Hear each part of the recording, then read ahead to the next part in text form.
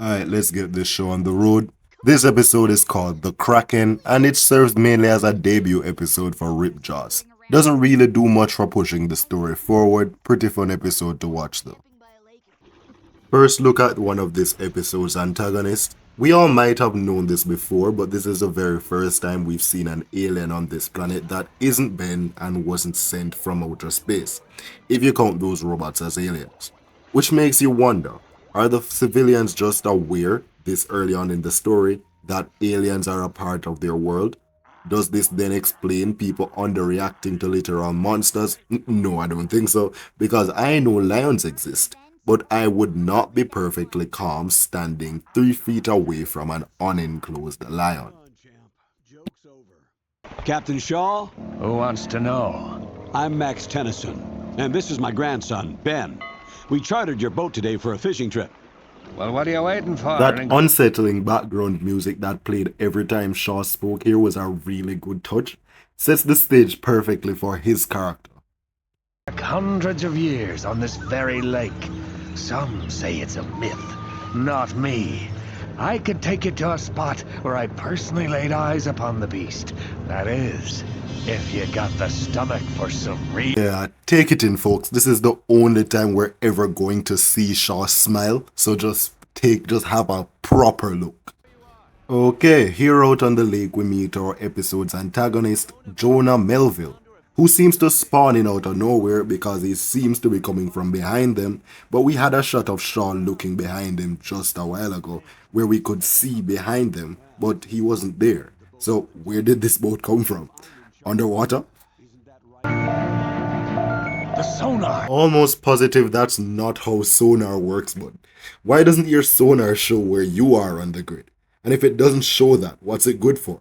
How can you tell which direction something's coming at you from and how close it is relative to your vessel? Alright, before we move on fully to the next scene at the docks, early Grandpa Max was basically just a taxi and a reactionary character.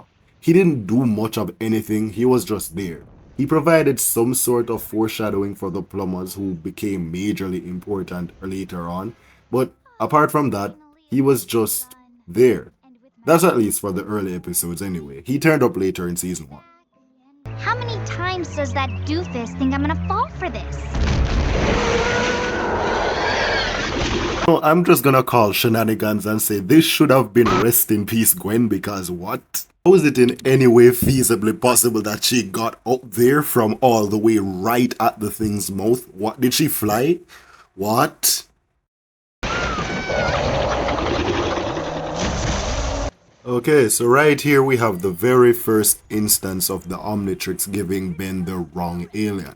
Now, this is just a little theory of mine, is that this watch does actually give Ben the perfect alien for the situation. I know there's probably some scene in the show that debunks this entire claim, but come on, it's either Ben is just really resourceful and good at working with what he's got, or it's just a theory, man. Moving on.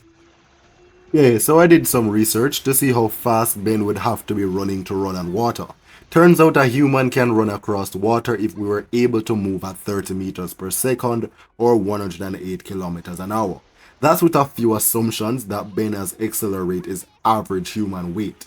That may not sound impressive, but remember this is heavily approximated, since accelerate obviously is not human.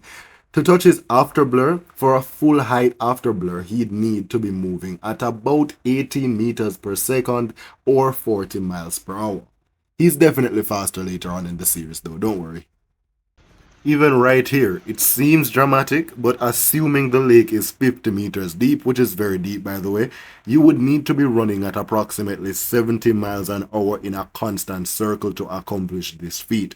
Of course, the math is way more complex than this, but just so you can get a basic idea of what you're dealing with here. Yeah, that's a very tiny splash for a sea monster. Hey, Shaw rocked the Alien Force kit before Ben did. It's deep by our fishy friends. Only one way to flush her out, with a little live bait. So, you know, Ben offered to help him catch the Kraken, but then this guy pulled out this and basically said he don't need any help. I don't know, man. If this guy thinks he can take out a sea monster with one of those, Grandpa Max was right. He ain't got both oars in the water. Yeah, pretty convenient how he just has a diving suit, which is the perfect size for a 10-year-old just lying around on his boat.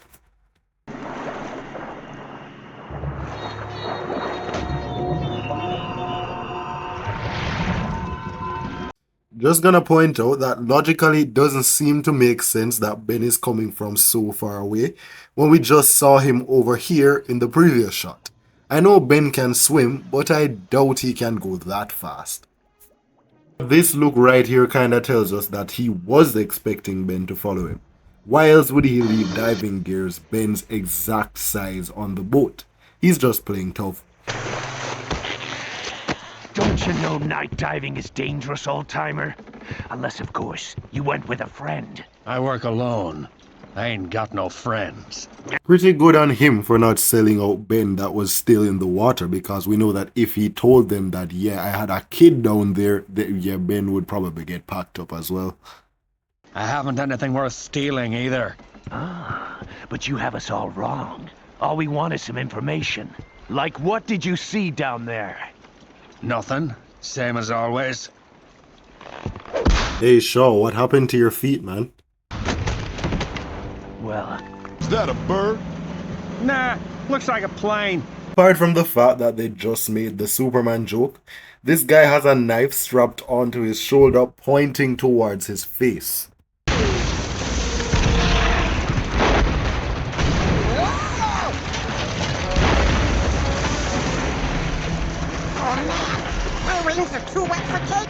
If you think about it, this scene makes no sense because Ben turned into Stinkfly while he was in the water. And we know Stinkfly can fly pretty high, so why was Ben flying behind the boat instead of flying above them and then getting the drop on them?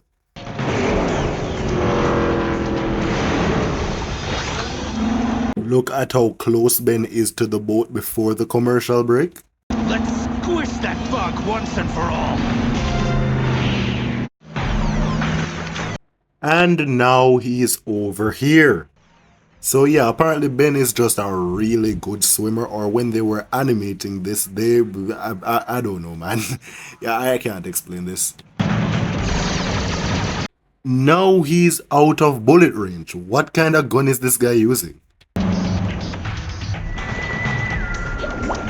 It's getting too crowded around here. Yeah, they changed Shaw out of his diving gear. How nice. Dump the trash overboard.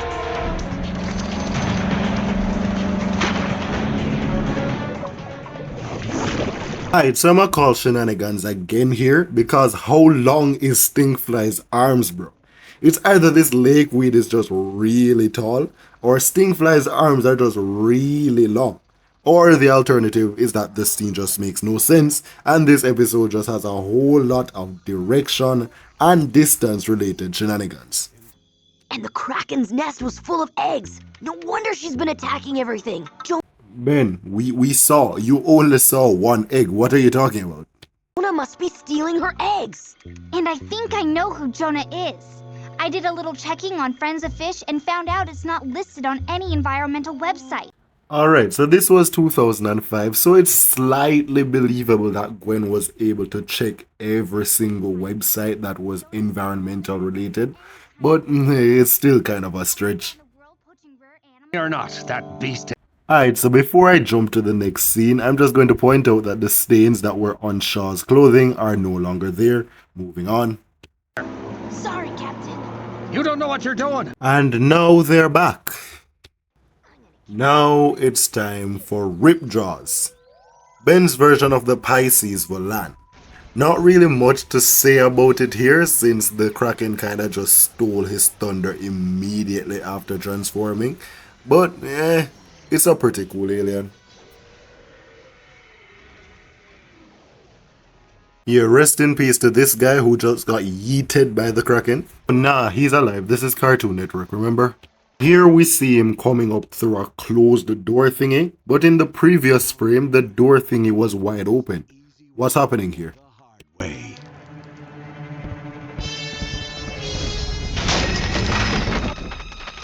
Go high. Alright, so we're just going to accept that this hook thingy just started to move at a very, very convenient moment. Is this the easy way or the hard way? Alright, so this is a pretty well choreographed fight scene, but all through this spectacle, I can't help but think these eggs have really been through a lot. Like, why aren't they breaking? Like, what are these things made from? Like, I know they aren't made from eggshells, but this thing is going into Ripjaw's mouth. It's getting dropped off places, but nothing is really happening to them. But all in all though, this episode is a really fun one. We got another alien debut in Ripjaws. Our villain of the week was soundly beaten. And as I said earlier in the beginning of the video, story-wise, this episode didn't really bring a whole lot of weight. Nonetheless, it was rather fun. So I'll give it a 6 out of 10 or something like that.